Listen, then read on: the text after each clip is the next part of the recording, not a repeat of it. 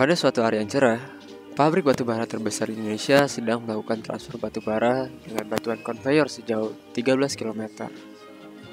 Namun, seketika terdapat kendala yang tak terduga. Waduh, tim teknisi. Sini. Ada kendala nih untuk unit konveyor di CNP lagi mati. Ayo, buruan. Waduh, bahaya nih Pak, produksi bisa tertunda. Sekiranya kita harus segera evakuasi untuk melihat ada kendala apa di mesin ini. Saya tahu Pak, untuk mesin konveyor ini menggunakan konsep motor sinkron, karena motor penggerak yang digunakan adalah motor sinkron. Nah, motor sinkron ini mempunyai fungsi untuk menggerakkan drive agar selalu berputar sesuai dengan kecepatan yang diinginkan oleh operator. Benar tuh Pak, Bu. Ya udah, daripada lama-lama lagi, izinkan kami untuk menjelaskan tentang motor sinkron secara lebih detail, mulai dari pengertian hingga perhitungan motor sinkron.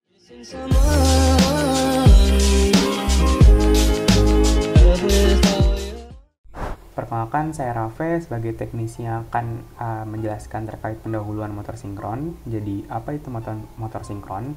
Motor sinkron adalah salah satu mesin sinkron yang digunakan untuk mengubah energi listrik menjadi energi mekanik. Disebut sinkron karena frekuensi listriknya atau frekuensi statornya sama dengan frekuensi mekaniknya atau frekuensi rotornya. Komponen stator pada motor sinkron ini pada awalnya diberikan tegangan agar kemudian rotornya dapat berputar. Nah, prinsip kerja dari motor sinkron diawali dengan stator memiliki kumparan 3 fasa yang disuplai oleh daya 3 fasa, sementara rotor disuplai oleh arus DC. Lalu rotor memasuki perputaran medan magnet yang dihasilkan oleh stator. Pada akhirnya rotor dan stator berputar secara sinkron. Nah, kecepatan perputaran ini dapat kita hitung dengan rumus 60 dikali frekuensi perputaran dibagi dengan jumlah kutub per fasa. Apabila beban yang diberikan lebih besar dari beban breakdown atau beban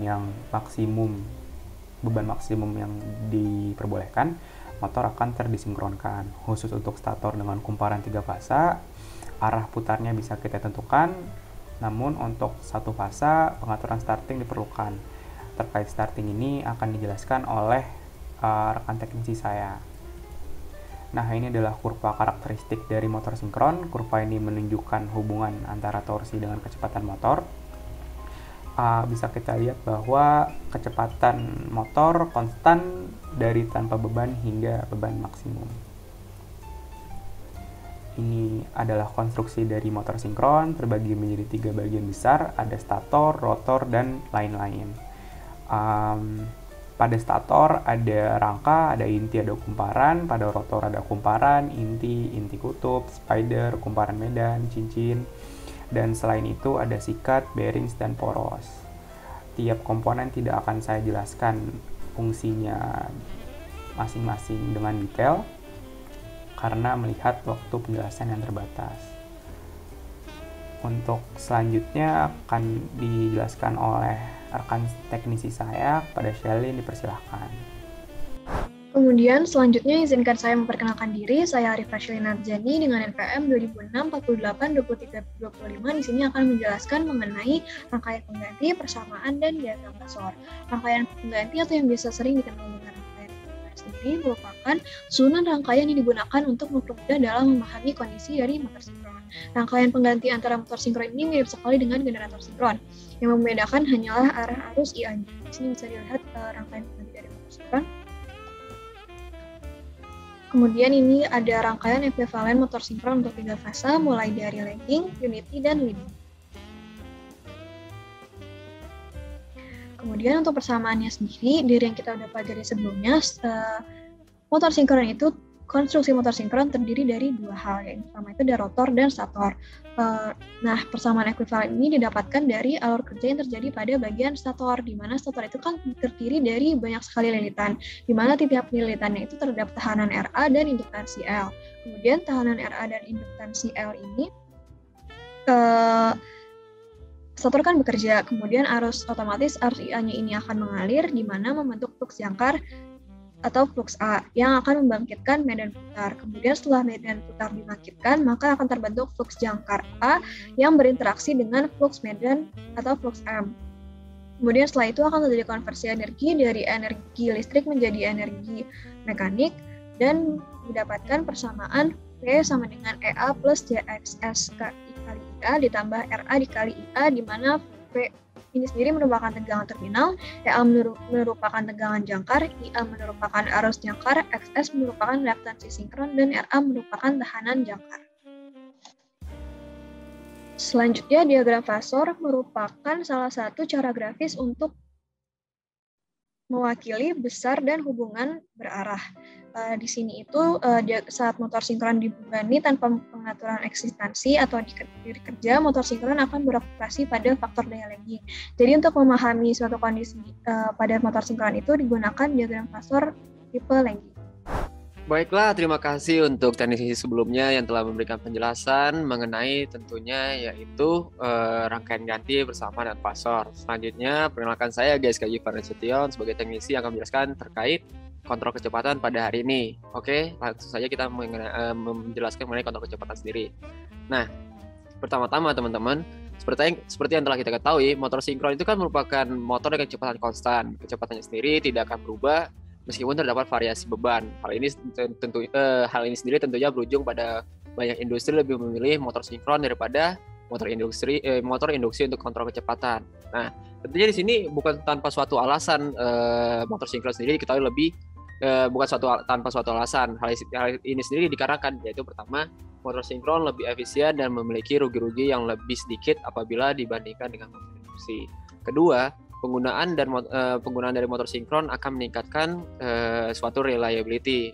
Itu yang kedua. Jadi penggunaan dari motor sinkron itu ujungnya meningkatkan suatu reliability. Selain itu dapat diketahui juga apabila motor sinkron sendiri umumnya digunakan untuk operasi kecepatan konstan di bawah kondisi tanpa beban atau ya di sini kondisi no load, yang dimana dapat terlihat dalam meningkatkan faktor daya teman-teman. Oke, kita bisa lihat selanjutnya menuju ke slide selanjutnya mengenai persamaan dari kecepatan motor sinkron. Ya, kita menjelaskan kontrol kecepatan, tapi pertama-tama kita harus mengetahui dulu basic dari kecepatan motor sinkron ini sendiri. Sebelumnya kan melalui penjelasan pada bagian kurva kecepatan, maka kita mengetahui apabila persamaan dari kecepatan motor sinkron ini didapatkan sebagai berikut nih, di mana NS sama dengan 120 kali F per P, di mana F sendiri merupakan frekuensi listrik stator atau frekuensi supply, serta P sendiri merupakan jumlah kutub pada motor. NS sendiri sini bisa, ya kalau misalnya kita belajar mengenai sistem konversi energi, simbolnya itu atau persamaannya atau mungkin hurufnya itu bisa beda-beda ya, ada NS, ada NM juga teman-teman. Nah, tapi melalui persamaan tersebut sendiri, maka tentunya kita akan mengetahui apabila kecepatan sinkron akan tergantung pada frekuensi listrik dan juga jumlah kutub pada motor teman-teman. Oke, kita lanjut ke slide selanjutnya nih, yaitu masih mengenai persamaan kecepatan motor sinkron.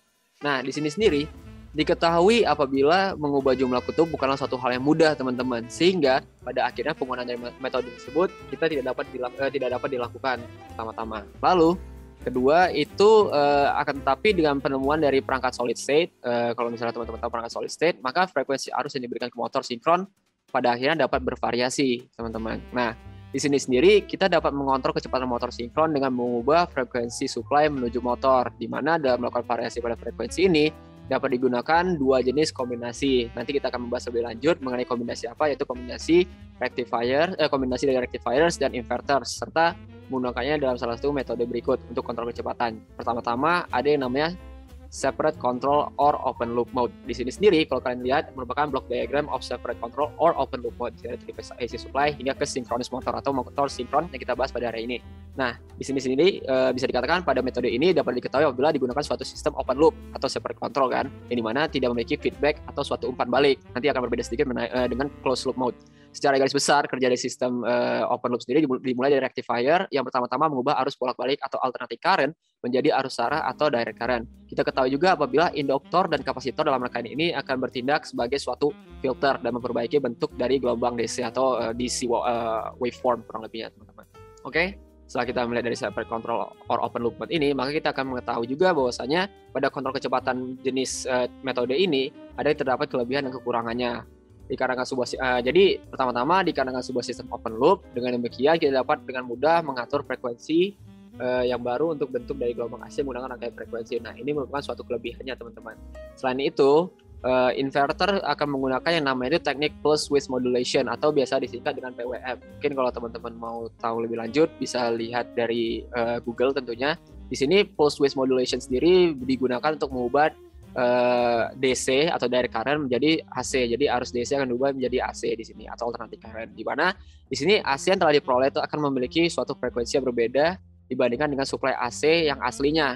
Oleh karena itu, dengan cara ini sendiri, maka kita akan mendapat kelebihan kedua di mana dapat memvariasikan frekuensi untuk mengontrol kecepatan dari motor sinkron nih teman-teman. Akan tetapi tentu dari suatu kelebihan memiliki suatu kekurangan pada open loop mode ini di mana seperti yang telah kita ketahui sebelumnya, dikarenakan metode ini merupakan suatu sistem open loop yang dimana setelah kita sudah mengatur frekuensi di sini sendiri rangkaian di sini sendiri maka sistem tidak tahu akan kondisi dari output nih teman-teman. Jadi di sini maka sistem tidak tahu akan kondisi dari output. Lalu selain itu, apabila kecepatan motor berubah secara tiba-tiba nih, sistem sendiri tidak akan mengambil tindakan apapun untuk mengatur suatu kecepatan motor nih teman-teman. Jadi bisa dikatakan untuk mengurangi kemungkinan terjadi kesalahan kecepatan, tentunya diperlukan suatu metode kontrol kecepatan yang lebih baik. Nah, metode kontrol apa? Metode kontrol kecepatan apa? Nah, kita bisa lebih lanjut akan tahu pada slide selanjutnya. Akan tetapi sebelumnya, kita akan mengetahui sendiri mengenai aplikasi dari separate control atau open loop mode ini, teman-teman. Nah, di sini sendiri aplikasi yang cocoknya. Jadi, kita ketahui apabila pengaplikasian dari metode ini sendiri merupakan cara yang cocok untuk mengontrol motor sinkron yang terhubung secara paralel. Nah, dengan mengatur frekuensi di rangkaian, kecepatan semua motor akan berubah secara bersamaan nih teman-teman. Ya kurang lebih seperti itulah aplikasi dari separate control atau open loop mode ini. Nah, lebih lanjut dari itu, setelah kita memiliki satu metode nih, metode selanjutnya itu apa? Yaitu self-control atau closed loop mode. Nah, teman-teman bisa melihat block diagram of self-control atau closed loop mode di sini nih, mulai dari three phase axis motor dari inverter dan bisa kembali lagi actual speed atau set speednya dan menuju kontrol lagi ke phase control rectifier. Nah, bisa dikatakan metode berikut ini akan menggunakan closed loop yang dimana menggunakan sistem feedback. Nah, itu sedikit perbedaan dengan open loop sebelumnya atau sistem feedback atau umpan balik untuk memantau dari kecepatan motor. Makanya di sini kita akan ada set speed atau actual speed akan di block diagramnya. Jadi nggak jauh beda nih dari sistem open loop sebelumnya. Jadi prosedur kerja sistem ini kita juga dapat dengan mudah memvariasikan frekuensi output dari gelombang AC atau alternating current menggunakan yang namanya rangkaian frekuensi atau frekuensi sirkuit. Nah, di sini sendiri kita akan membahas sedikit mengenai tentunya kelebihannya saja teman-teman. Apa sih yang membuat tadi kan kita sudah membahas yang membutuhkan suatu kontrol kecepatan yang lebih baik kan pada open loop mode itu. Nah, perbedaan dari sistem sebelumnya terdapat pada sensor teman-teman seperti yang dijelaskan sebelumnya yang akan terus memantau kecepatan rotor sehingga bisa dikatakan di sini sendiri detektor kesalahan akan membandingkan kecepatan dari preset dan kecepatan sebenarnya. Jadi kalau kita balik lagi ke sini, ini kan ada yang namanya actual speed dan juga set speed teman-teman. Nah, di sinilah kita akan sensornya itu akan membandingkan. Oke, kita lanjut lagi ke slide selanjutnya nih, yaitu slide mengenai ya kelebihan yang dimilikinya. Nah, di sini sendiri kan setelah dibilang tadi kecepatan preset dan kecepatan sebenarnya dari rotor sebelum selanjutnya akan mengirimkan nilai perbedaan ke rangkaian rectifier. Di sini sendiri rangkaian rectifier itu dengan tepat akan menyesuaikan sudut penyalaan untuk mengontrol besarnya output gelombang dari direct current.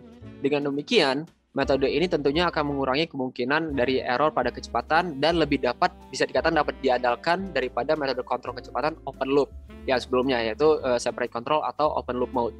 Oke. Selanjutnya itu mengenai aplikasi dari self-control atau closed loop mode ini. Dapat kita ketahui juga apabila sebenarnya pengaplikasian dari metode kontrol kecepatan closed loop ini akan lebih cocok untuk yang pertama large gearless drives seperti hoist dan juga drive untuk pabrik teman-teman. Dan selain itu bisa dikatakan pengaplikasian itu metode kontrol kecepatan closed loop sendiri digunakan pada saat kontrol kecepatan yang akurat dibutuhkan. Jadi agak berbeda dengan open loop mode sebelumnya nih. Nah, kesimpulan apa dengan demikian kesimpulan apa nih dari kontrol kecepatannya bisa kita dapatkan? Nah, pertama-tama secara garis besar tentunya kita dapat menyimpulkan ya. Jadi pertama-tama itu dari kesimpulan kontrol kecepatan itu kita mengetahui apabila kontrol kecepatan motor sinkron dapat dicapai dengan baik apabila kita mengubah jumlah kutub stator atau mengubah frekuensi suplai AC. Selain itu, yang kedua, memvariasikan frekuensi merupakan suatu cara yang layak untuk kontrol kecepatan dari motor sinkron nih teman-teman. Lalu selanjutnya, dengan menggunakan kombinasi rectifier dan inverter, kita dapat memvariasikan frekuensi suplai AC seperti yang dijelaskan di awal-awal tadi. Kemudian nih, berfokus pada kedua metode yang digunakan untuk memvariasikan frekuensi suplai AC lainnya, yaitu open loop dan juga closed loop. Di sini open loop control dan closed loop control. Maka tentunya kita mengetahui apabila open loop control ini yang seperti yang dijelaskan sebelumnya tidak menggunakan feedback atau umpan balik berupa sensor serta kemungkinan error pada kecepatan ini justru akan menjadi lebih besar karena tidak ada yang namanya umpan balik ini. Akan tetapi di lain sisi Metode closed loop control akan menggunakan feedback sensor atau ya umpan balik sebuah sensor, sehingga kemungkinan kesalahan pada metode ini justru akan jauh lebih berkurang karena udah ada preset tadi dan juga dari kecepatan sebenarnya. Dan terakhir, apa yang bisa kita bahas pada bagian ini? Pada saat penggunaan kontrol kecepatan yang akurat dibutuhkan, maka metode closed loop sendiri justru lebih disukai dibandingkan dari metode open loop nih teman-teman. Nah, kurang lebih begitulah penjelasan mengenai kontrol kecepatan ini. Selanjutnya penjelasan akan dijelaskan oleh rekan teknisi saya yaitu Catra Wirasena mengenai tentunya starting motor teman-teman. Oke, terima kasih untuk kesempatannya. Sampai jumpa dan sampai ketemu lagi. Baik, selanjutnya saya akan menjelaskan mengenai start motor. Sebelumnya perkenalkan terlebih dahulu, nama saya Catra Wirasena dengan NPM 200646743. Setelah ini saya akan menjelaskan mengenai start motor. Apa itu start motor? Pada saat start, tegangan dihubungkan ke kumparan stator. Kondisi motor adalah diam dan medan rotor BR juga stasioner. Medan magnet stator mulai berputar pada kecepatan sinkron. Baik, selanjutnya ada prinsip kerja dari start motor tersebut. Yang pertama, saat T sama dengan 0, BR dan BS adalah segaris. Maka torsi induksi pada rotor adalah 0. Kemudian, saat T sama dengan seperempat, siklus rotor belum bergerak dan medan magnet stator ke arah kiri, menghasilkan torsi induksi pada rotor berlawanan arah jarum jam. Selanjutnya pada T sama dengan setengah siklus BR dan BS berlawanan arah dan torsi induksi pada kondisi ini adalah 0. Lalu pada T sama dengan 3/4, siklus medan magnet stator ke arah kanan, menghasilkan torsi searah jarum jam. Demikian seterusnya hingga T sama dengan 1, siklus medan magnet stator kembali segaris dengan medan magnet rotor. Selanjutnya ada prinsip kerja yang kedua. Di sini ada 3 pendekatan dasar yang dapat digunakan untuk menstart motor sinkron dengan aman, yaitu yang satu, mengurangi kecepatan medan magnet stator pada nilai yang rendah, sehingga rotor dapat mengikuti dan menguncinya pada setengah siklus putaran medan magnet. Hal ini dapat dilakukan dengan mengurangi frekuensi tegangan yang diterapkan. Yang kedua, menggunakan penggerak mula eksternal untuk mengakselerasikan motor sinkron hingga mencapai kecepatan sinkron. Kemudian penggerak mula dimatikan atau dilepaskan. Yang ketiga, menggunakan kumparan peredam atau damper winding atau membuat kumparan rotor motor sinkron seperti kumparan rotor bulitan pada motor induksi, namun hanya digunakan pada saat start. Selanjutnya ada perhitungan dari start motor, yaitu E sama dengan V kali B dikali L, di mana V sama dengan velocity of the bar relative to the magnetic field, dan B adalah magnetic flux, dan L adalah panjang dari konduktor magnetic field tersebut. Oke, selanjutnya dilanjutkan oleh teman saya. Baik, selanjutnya perkenalkan nama saya Muhammad Denis Rashid dengan NPM 2048531. Di sini saya akan menjelaskan tentang power flow. Motor menerima daya listrik sebagai input dayanya dan menghasilkan tenaga mekanik pada porosnya sebagai daya outputnya. Diagram aliran daya pada motor sinkron ditunjukkan pada ilustrasi sebagai berikut. Ini adalah gambarnya, dan daya listrik adalah input dari sebelah kiri setelah dikurangi dengan kerugian tembaga. Kekuatan yang masih tersisa dikembangkan di tengah, lalu daya yang dikembangkan diwakili dalam rangkaian setara motor sinkron oleh daya dalam sumber tegangan terkontrol. Daya yang dikembangkan kemudian secara bertahan akan terkikis dan menghasilkan pengurangan akibat kerugian dan dari gesekan dan angin, inti, dan kerugian yang tidak bisa dihindari. Daya yang bisa tersisa sebagai melewati kerugian-kerugian tersebut merupakan daya mekanik output. Dan berikutnya, di sini ada perhitungan efisiensi.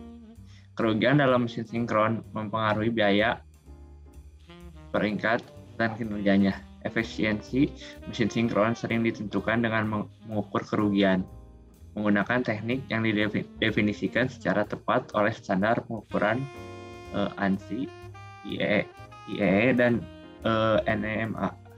Adapun efisiensi pada motor sinkron didefinisikan dengan cara yang sama seperti untuk alat-alat kelistrikan lainnya seperti transformator dan lain-lain sebagainya. Di sini ada rumusnya ya. Oke, sekian dari saya dan berikutnya akan dilanjutkan oleh Ivana. kasih untuk teknisi sebelumnya yang telah menjelaskan mengenai power flow dan juga efisiensi pada motor sinkron. Pertama-tama perkenalkan, saya adalah teknisi selanjutnya yaitu Ivana Esteria dengan NPM 190630792. Yang di sini saya akan membahas mengenai maintenance pada motor sinkron dan juga teknologi yang ada pada motor sinkron. Nah, sebelum kita menuju ke pembahasan intinya, saya akan menjelaskan gangguan-gangguan apa saja yang ada pada motor sinkron. Jadi untuk gangguan yang pertama ini adalah kecepatan putaran awal rotor yang kurang tinggi. Lalu yang kedua, adanya beban mekanis yang terlalu berat sehingga menyebabkan motor sinkron mengalami overload. Dan juga yang ketiga, ada gangguan pada statornya maupun gangguan pada rotornya. Nah, bagaimana sih cara mengatasi gangguan-gangguan yang ada pada motor sinkron ini? Nah, kita ini bisa melakukan maintenance. Maintenance yang dilakukan ini bisa dilakukan secara berkala. Tujuannya adalah untuk memperpanjang umur motor dan juga untuk mengukur remaining life sehingga pemeliharaan juga bisa berdampak bagi alat-alat yang digunakan, yaitu seperti contoh di sini adalah motor sinkron. Untuk maintenance yang bisa dilakukan pada motor sinkron ada beberapa, yaitu yang pertama bisa kita lihat ada surge comparison test, ada high potential test, lalu kita bisa juga mengecek pulse statornya, lalu ada juga rewinding pada stator, ada juga tes untuk melihat core loss, lalu ada insulation resistance test, polarization index test, dan juga resistance test. Nah, dari banyaknya tipe maintenance ini, saya menjabarkan menjadi 5 pokok utama maintenance, yaitu maintenance untuk ambient condition, electrical testing, filter replacement, side cleaning, dan maintenance lainnya.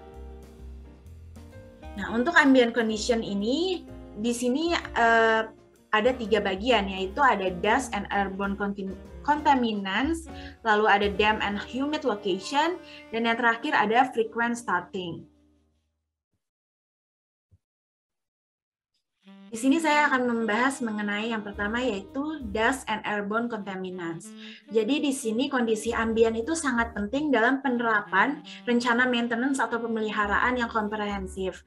Misalkan adanya debu dan juga partikel menumpuk yang akan memblokir saluran ventilasi dan bentuknya itu skalanya itu relatif kecil pada bagian stator. Nah, hal ini akan menurunkan efektivitas dari pendinginan motor. Dan juga di sini harus membutuhkan siklus pembersihan tambahan yang berguna untuk meminimalkan dampak dari debu yang tersumbat tersebut. Lalu yang kedua, di sini saya akan membahas mengenai damp and humid location. Untuk bagian ini, hampir semua lokasi di dalam pulp atau misalnya di sini kita ambil contoh alatnya adalah paper mill, dia itu memiliki kombinasi humidity, steam ataupun water mist yang dapat diserap ke dalam motor. Nah, cara yang paling tepat yang kita lakukan adalah kita mencegah konsumsi yang terlalu banyak pada ke dalam motor, yang biasanya itu sering terhalang dari common use dari tipe motor yang terbuka.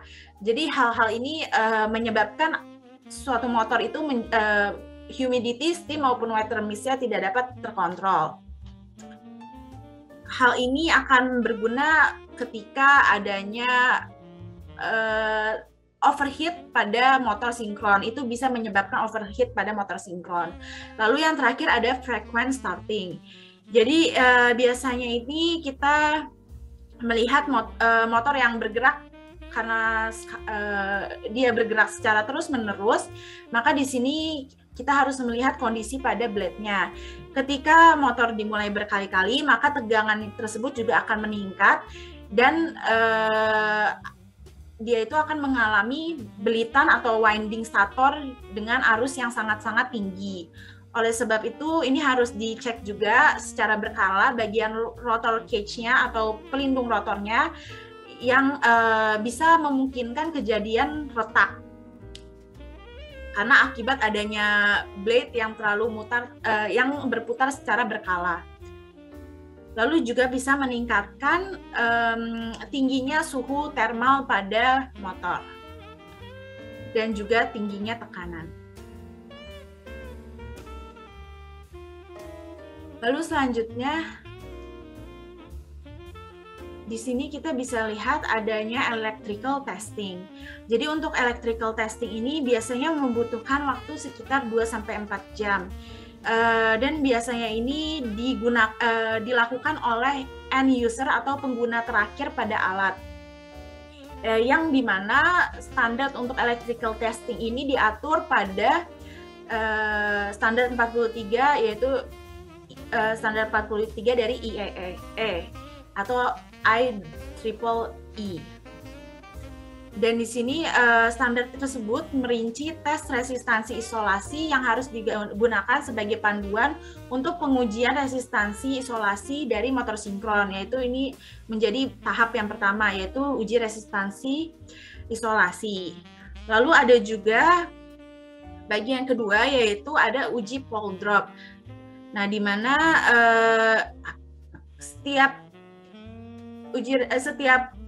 rangkaian motor sinkron ini harus diuji dan direkam untuk mengukur adanya perubahan drop dari hasil sebelumnya. Karena terutama hal ini harus dilakukan terutama bagi alat-alat yang memang sudah beroperasi sekitar 20 tahun atau lebih. Lalu yang terakhir ada uji pengendekan ujung pada rotor. Nah, tujuannya ini adalah sebab selama pengujian AC pada stator ini, pemendekan ujung rotor itu bisa mencegah kerusakan pada stator, dan di sini bisa juga mencegah lonjakan tegangan yang sangat berlebihan. Selanjutnya ada filter replacement. Jadi untuk filter replacement ini dibagi menjadi 3, yaitu ada penggantian filter kertas atau paper secara berkala, lalu ada penggantian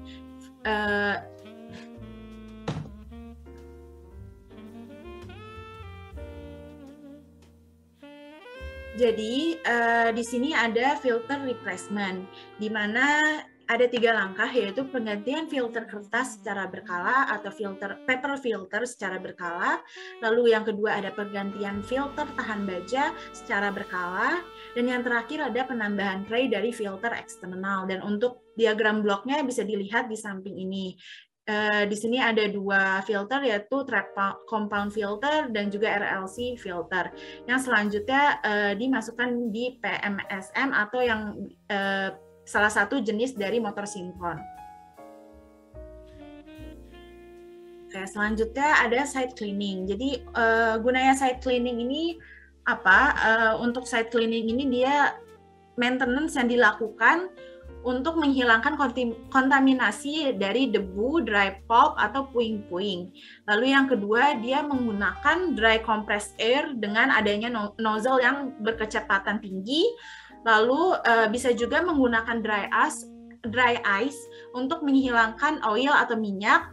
Lalu juga bisa menghilangkan film. Atau kita bisa, di sini dry ice-nya adalah dengan cara diledakkan. Tapi ada satu kelemahan untuk peledakan dry ice ini. Jadi untuk kelemahannya adalah dia ini akan menimbulkan resiko kerusakan. Apalagi jika nozzle-nya diarahkan terlalu dekat ke permukaan insulasi. Nah, keuntungan dari dry ice ini juga ada, yaitu dia akan segera menyublim setelah diaplikasikan, dan juga residunya dapat dihilangkan segera dengan vakum. Nah, untuk melihat bagaimana sih cara side cleaning ini, bisa kita lihat di cuplikan video sebelah.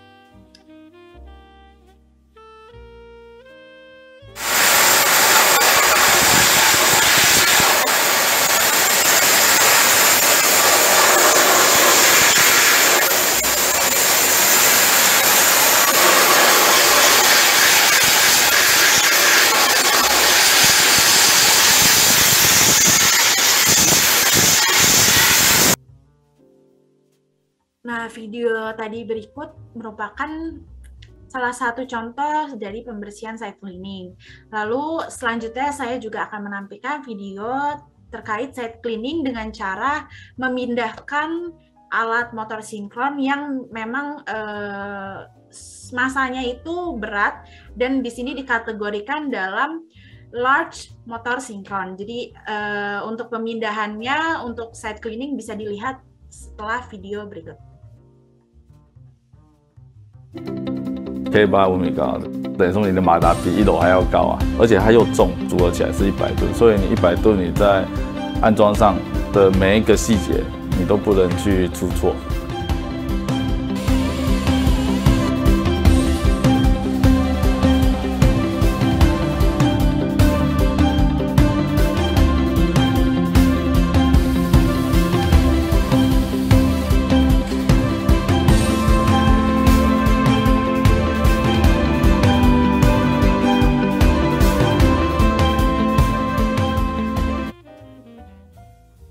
Untuk selanjutnya, untuk perawatan, jenis perawatan atau pemeliharaan mesin motor sinkron ini, kita bisa melakukan inspeksi pada ring brush collector, lalu ada pengujian roda dioda, dan yang terakhir ada pengujian penurunan prolog.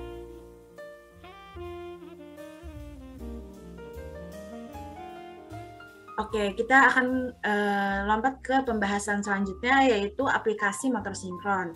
Jadi motor sinkron ini fungsinya ada dua, yaitu fungsi utamanya ada dua, yaitu motor sinkron sebagai motor drive dan juga motor sinkron sebagai perbaikan faktor daya. Dan di sini saya akan membahas teknologi terkini yang menggunakan motor sinkron, yaitu pertama ada roller conveyor, ada robot actuators, dan yang terakhir juga ada ball mill. Nah, untuk ball mill, yang pertama dia ini menggunakan motor sinkron. Kenapa menggunakan motor sinkron? Karena efisiensi dari motor sinkron ini tinggi, lalu power factor adanya power factor correction, dan juga kecepatannya tetap. Jadi untuk figur dari komponen diagram bloknya adalah seperti di bagian yang kiri ini. Nah, untuk penjelasan lebih detailnya, untuk ball mill ini bagian efisiensi yang tinggi karena sebab motor sinkron ini memiliki keunggulan dari motor induksi, yaitu efisiensinya lebih tinggi sekitar 1 hingga 2%. Lalu dia juga ada koreksi faktor daya, di mana motor sinkron ini dapat beroperasi pada faktor daya leading yang menyediakan VAR atau VAR ke sistem tenaga, lalu akan mengurangi demand charge yang sering disebabkan oleh motor induksi. Jadi perbedaannya ada di hal tersebut. Lalu selanjutnya juga kecepatannya tetap. Kecepatan dari motor sinkron itu tidak terpengaruh dari garis atau kondisi beban. Nah, dia ini memberikan operasi yang lebih besar fleksibilitasnya. Nah, torsi untuk starting dan juga pull-in dirancang untuk mengakomodasi kebutuhan sistem kelistrikan dan juga pembatasan beban. Oke, baik. Untuk contoh selanjutnya di sini ada roller conveyor. Jadi, apa itu roller conveyor? Biasanya dia digunakan pada pabrik-pabrik ataupun site yang membutuhkan alat transportasi cepat untuk menaikkan kuantitas produksi. Nah, untuk di sini dia menggunakan motor sinkron. Nah, bagaimana sih mekanisme kerja conveyor yang menggunakan motor sinkron sebagai drivernya? Jadi, untuk langkah-langkahnya ada di kanan ini. Untuk langkah yang pertama, motor penggerak memutar poros pada motor yang telah terpasang pada sistem transmisi menuju drive roller. Lalu yang kedua, putaran poros pada motor ditransmisikan ke drive roller melalui sistem transmisi yang telah dirancang khusus untuk sistem roller conveyor. Langkah ketiga adalah drive roller yang terpasang pada sistem transmisi ikut berputar karena daya yang disalurkan adanya daya yang disalurkan oleh sistem transmisi. Lalu mekanisme kerja yang keempat, drive roller mentransmisikan putaran roller ke roller lain dengan transmisi rantai. Jadi di sini ada transmisi rantai dari roller satu ke roller lainnya.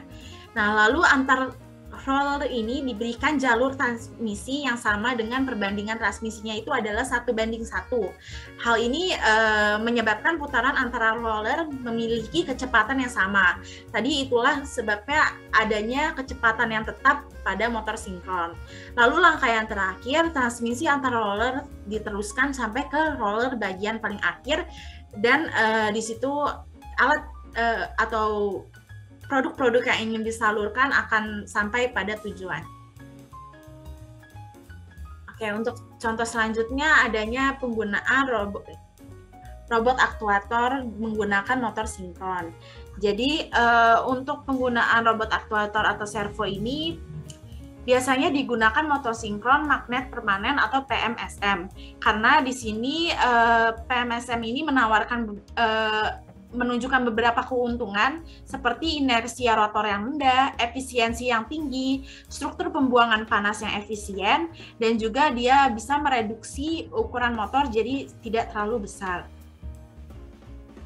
Nah, untuk hal-hal keuntungan lainnya di sini bisa dijabarkan. Yang pertama, magnet permanen atau PMSM terbuat dari rare earth dan neodymium yang memiliki inersia yang lebih rendah yang seperti sudah saya jabarkan tadi dibandingkan dengan motor induksi, karena adanya penghapusan sangkar atau cage, dan ini akan mengakibatkan torsi ke inersia rasio PMSM lebih tinggi dibandingkan motor induksi. Lalu selanjutnya kelebihannya adalah PMSM memiliki rotor yang dapat diabaikan lesesnya sehingga efisiensinya ini menjadi tinggi. Lalu motor sinkron permanen magnet ini juga memiliki eksitasi di bagian magnet rotor, maka tidak diperlukan sumber eksternal arus magnetisasi untuk eksitasi seperti motor induksi. Lalu selanjutnya, karena rugi-rugi rotor pada PMSM kecil, maka rugi-rugi dalam panas dapat dihindari dan meningkatkan kinerja motor. Lalu di sini PMSM itu yang terakhir itu ukurannya lebih kecil dan bobotnya lebih ringan. Jadi di sini bisa digunakan diaplikasikan dimanapun dengan mesin yang dimensinya itu terbatas. Oke, baik, sekian dari saya pembahasan mengenai gangguan yang ada pada motor sinkron, maintenance pada motor sinkron, dan juga teknologi terkini terkait motor sinkron. Terima kasih. Oke, selanjutnya. Perkenalkan, sebelumnya nama saya Muhammad Sadam Iskandar dengan NPM 20065799056. Nah, untuk contoh soal pertama dari motor sinkron, di sini ada soal di mana tentukan kecepatan perputaran dari suatu motor sinkron yang memiliki 24 kutub dan bekerja pada frekuensi 60 Hz. Nah, untuk mencari kecepatan perputaran atau RPM dari sinkronus motor ini bisa dicari dengan menggunakan persamaan sinkronus RPM sama dengan 120 dikali frekuensi dibagi banyaknya kutub. Dalam soal di sini diketahui bahwa nilai dari frekuensi atau F-nya itu adalah 6 Hz dan jumlah kutub, banyaknya kutub ada 24. Sehingga didapatkan 120 dikali dengan frekuensinya 60 dibagi dengan 24 sama dengan 300. Jadi untuk soal di sini didapatkan hasil yaitu sebesar 300 RPM. Kita lanjut ke soal kedua. Untuk contoh soal kedua, di sini ada motor 6 kutub yang disuplai dari sumber 60 Hz fase 3. Jadi ini motor sinkron dengan 60 Hz dan memiliki 6 kutub. Dan yang dicari adalah kecepatan rotor pada beban penuh adalah 1140 RPM. Yang ditanya adalah kecepatan sinkron dari medan magnet. Yang kedua ada slip per unit, dan yang ketiga kecepatan rotor untuk sebuah hasil beban yang dikurangi dengan slip. Nah, di sini untuk slipnya di mana S sama dengan 0,2 atau 2. Nah, kita lanjut, kita masuk ke yang kecepatan sinkron dari medan magnet. Nah, di sini bisa dicari dengan menggunakan persamaan dari jumlah dari dimana NS sama dengan 120 dikali F per P. Nah, P ini tadi banyaknya jumlah, terus F adalah frekuensi, dan di sini NS yang dimaksud adalah yang kecepatan sinkron dari medan magnet. Nah, dimasukkan dan dapatkan hasil sebanyak sebesar 1200 rpm. Nah, untuk yang slip per unit, di mana kecepatan putar rotor ini dipengaruhi oleh slip juga, dan di mana slip pada beban penuh itu ada didapat dari persamaan S sama dengan NS dikurang NP per NS. Nah, tadi kita sudah dapatkan NS-nya adalah 1200, dan kita memiliki di soal yaitu NP kecepatan penuhnya ada 1140. Lalu kita kurang dan kita bagi dengan NS-nya lagi, sehingga didapat 0,05 atau 5%. Nah, ini slipnya itu sebesar 5%. Dan bagaimana dengan kecepatan rotor untuk sebuah hasil beban yang telah dikurangi di slip? Kecepatan putar rotor bila slipnya itu sebesar 0,02, persamaannya sama seperti yang sebelumnya. Namun sama dengan 1 dikurang NP per NS. Nah, kita sudah memiliki S-nya 0,02. Kita lanjutkan ke persamaannya sama dengan 1 dikurang NP per NS. NS-nya yang sebelumnya yang 1200. Nah, jadi kita masukkan NP, kita kayak nyari NP. Nah, NP sama dengan 1 dikurang dari 0,02, kita pindah ruas, lalu dikali dengan 1200.